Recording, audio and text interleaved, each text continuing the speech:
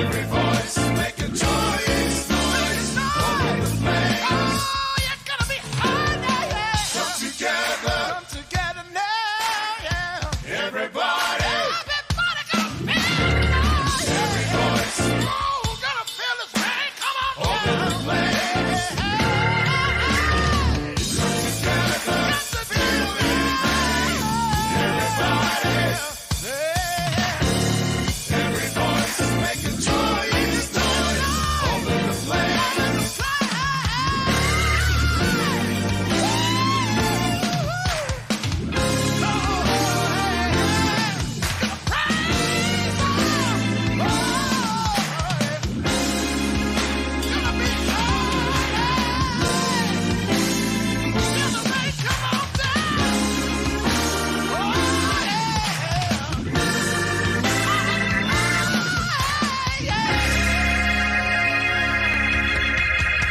Every voice.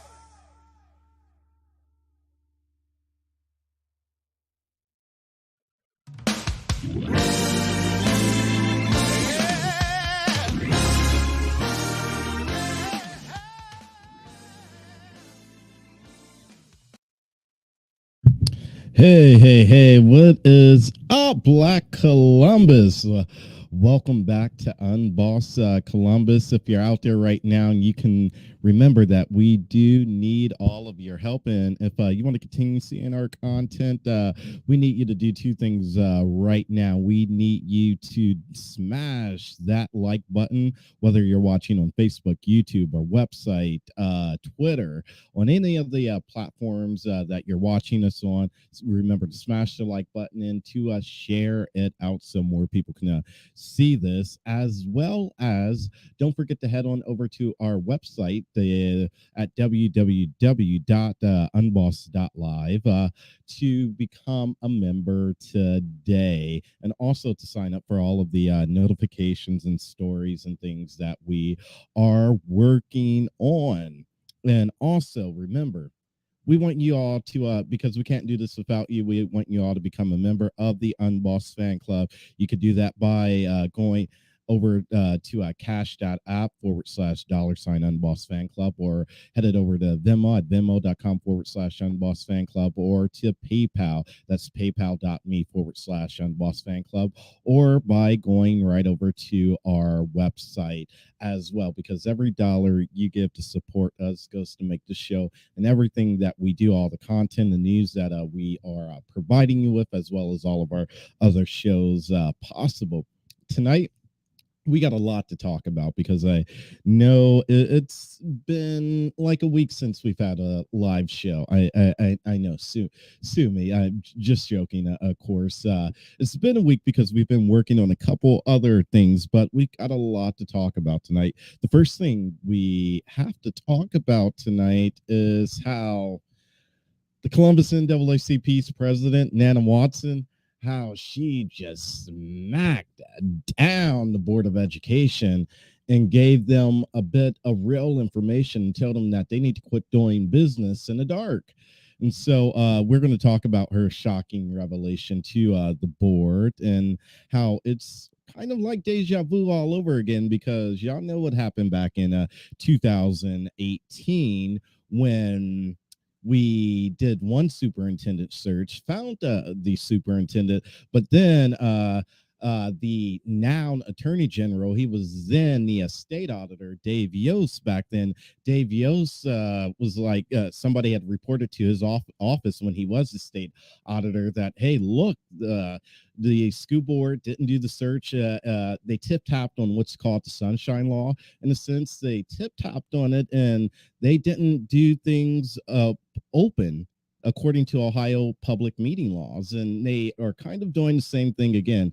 I want to play a really quick clip from Tuesday night's meeting, and then I'm going to come back here and kind of discuss it, because a lot of you all were emailing me yesterday and DMing me and texting me, and a couple of you even called me personally to get my take on it and things like this. And I was like, all right, we got to talk about it. I'm going to break it all down for you and let you know what I think.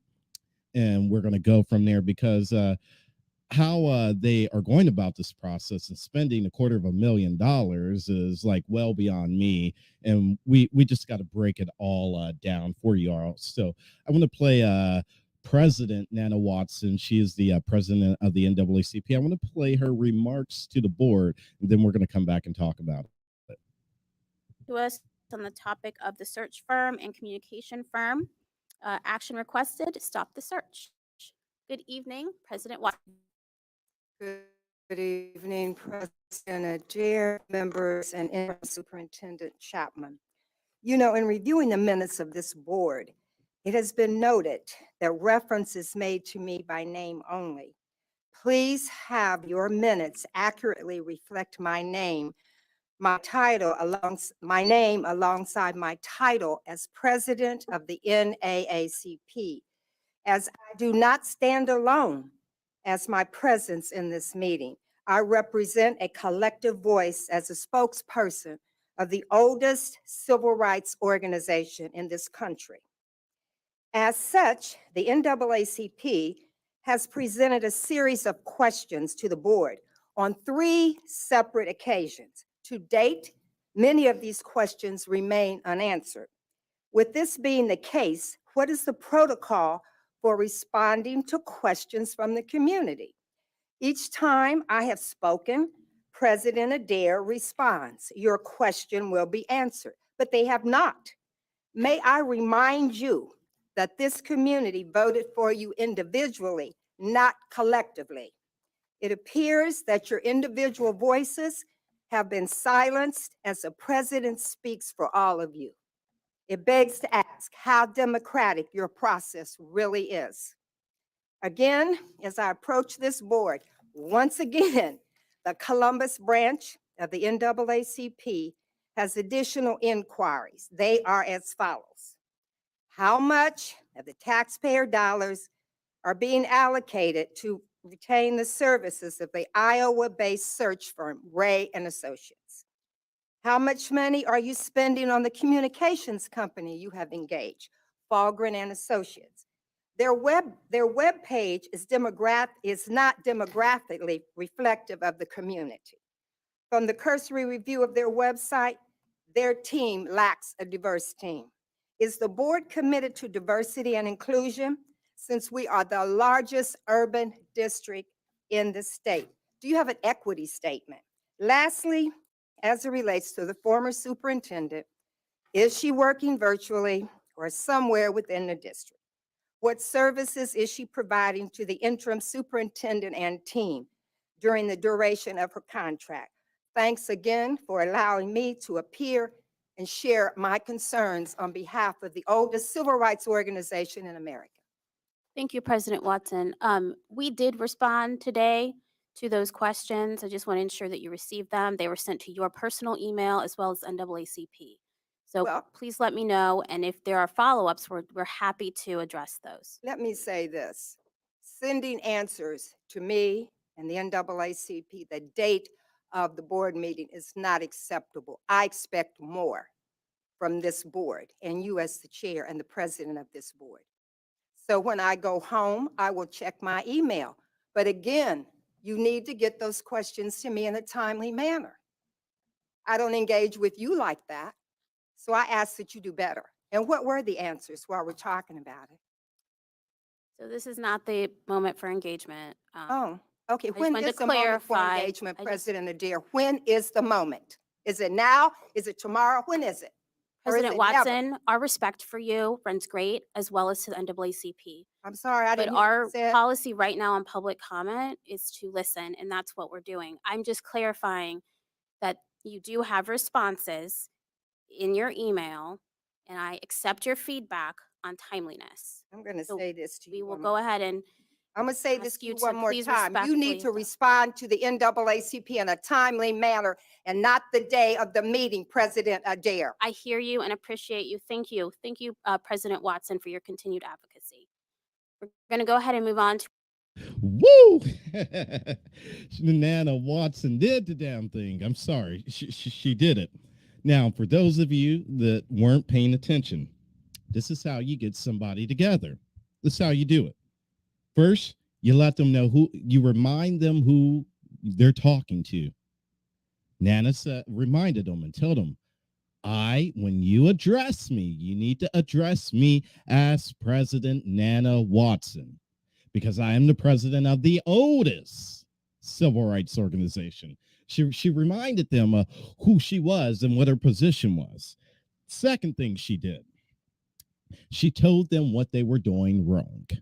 Third thing she did, she asked her questions. The fourth thing she did, she reminded them that they were all elected officials and that they're up for election. And the fifth thing she asked was, where's all of our money going? All right, is former superintendent Dr. Dixon still with the district? Is she not with the district? How's she getting paid out? She asked that question. The sixth thing she did after that, the final thing, was she thanked them. And then Jennifer Adair, the president of the school board, had to go there.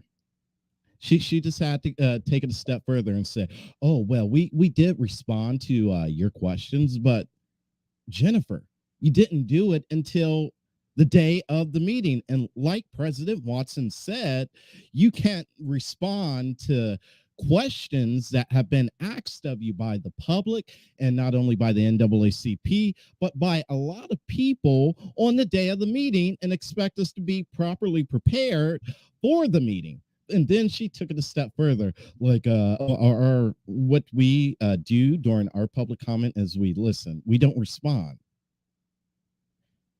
But yet you work for us.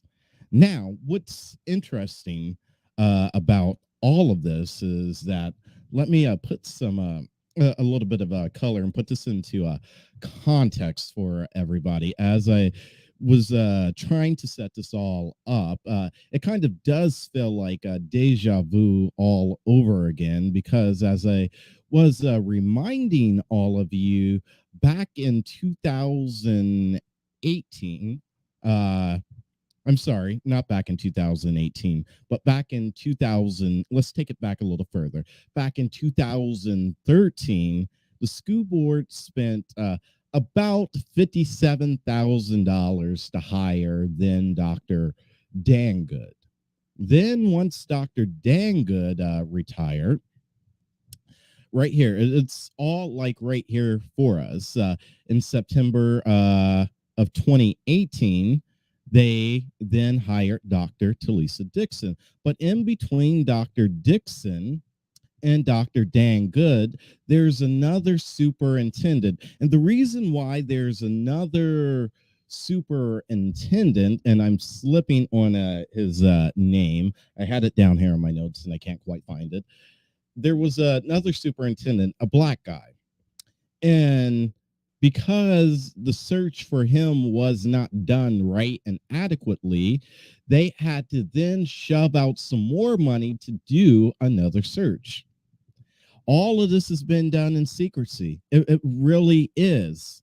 We all remember that when Dr. Dixon was brought in, they had to spend, because the state auditor, then Dave Yost, who's now the state attorney general, was looking into him and did an audit into him. They had to spend $100,000 to hire board counsel in the midst of the controversy when Dr. Dixon was brought in. So that was just $100,000 on counsel alone. Then they spent $100,000 on attorneys. Then they spent $150,000 to find and hire her. So that's $250,000 just on her search. The second search. That's not counting the first search in which they did wrong. For that first search in 2018, they spent about $50,000, everybody. $50,000. So all in all, in that 2018 timeframe, they spent $300,000. But what interests me and kind of gets at me is two things. And you really got to follow the money to figure out why they chose the Iowa-based firm that they chose. The name of the firm out of Iowa that they ended up going with, and I've already sent out a couple emails asking questions of the communications team with Columbus City Schools. One thing, was there a competitive bidding process done? Because on what, not only was there a competitive bidding process done, but was there an RFP put out? Because when things like this transpire, you want to get multiple different companies placing in bids, and you want to go with the lowest bid. So was $250,000 the lowest bid?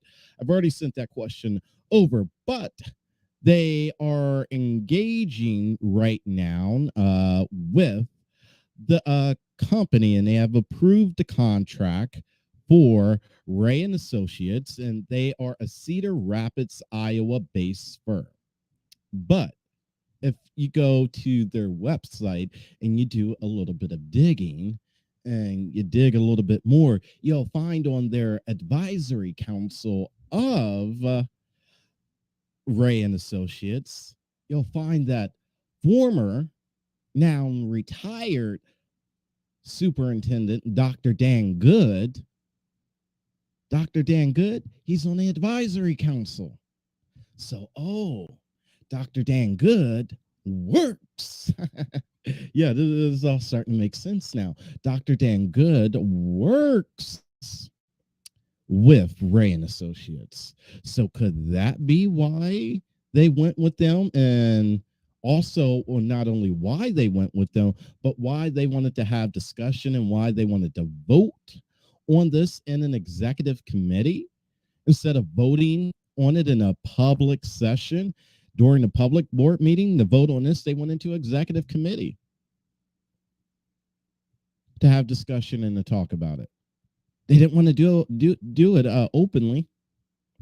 So that's interesting. I want to bring up one more thing about this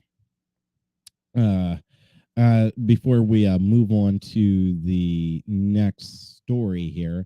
And the one more thing I want to bring up about this, because when we talked about it when she announced her retirement late last year, I found it to be interesting. I really did. So Dr. Dixon, she had just signed her second 3-year contract with the district. She was not that far into it at all. No surprise. The contract that she had signed began on July 1. I'm sorry, not July 1. I want to get the date right. Yes, July 1 of last year. So the current amount of money for that contract was $262,520. That was an 8.5% increase from her last contract, which was $242,000. And her contract consisted of a $750 car allowance, a monthly car allowance, that is, $150 monthly technology allowance, and 35 vacation days, and then of course life insurance and healthcare benefits as well. So that's what she's currently getting paid. And so she retired officially back on December 30th. Right now we are being told that she's acting in the capacity as a consultant, kind of helping out where is needed with Dr. Chapman, who is the interim superintendent. And so the president, Watson, did ask where she was, because she said, look, quite frankly, this isn't a good look for the school board to have this being reviewed again. And right now, the state auditor's office is saying that they haven't looked into it. They aren't involved in this process as of yet. It's not on their radar. But that's not to say that it can't be. But they did tell another local news outlet, ABC6 here, that they were going to look into it. Not a good look, Columbus City Schools. Not a good look at all in any way, shape, or form that now you could potentially be going back under a sec. It's deja vu all over again. I don't know how many of you out there have who are listening and watching right now and have seen the movie Groundhog, where the weather guy, he goes back over, he travels to Pennsylvania to cover the Groundhog Day in the shadow, but he does the same thing over and over and over and over again, day after day after day, and he repeats February 2nd, Groundhog Day. Well, that's deja vu in a sense, and we're kind of experiencing deja vu all over again with this. It's safe to say we're going to stay on this story and continue to follow it, but Columbus City Schools, y'all need to get y'all's act together and get it together very, very quickly. I'm telling you, because we aren't going to continue to have this. And like President Watson tried to tell y'all, that each and every one of you are elected individually. Now, I'm going to tell you all. President Jennifer Adair and 3 others of you. There's 4 of you right now. Don't make me have to name all of you, because I will. Each and every single one of you, the 4 of you, are up for election right now. Don't think for a moment that we won't go vote you out of office this coming November. Don't think for a moment, because I also know you have at least 2 to 3 other people running against you all for your seats.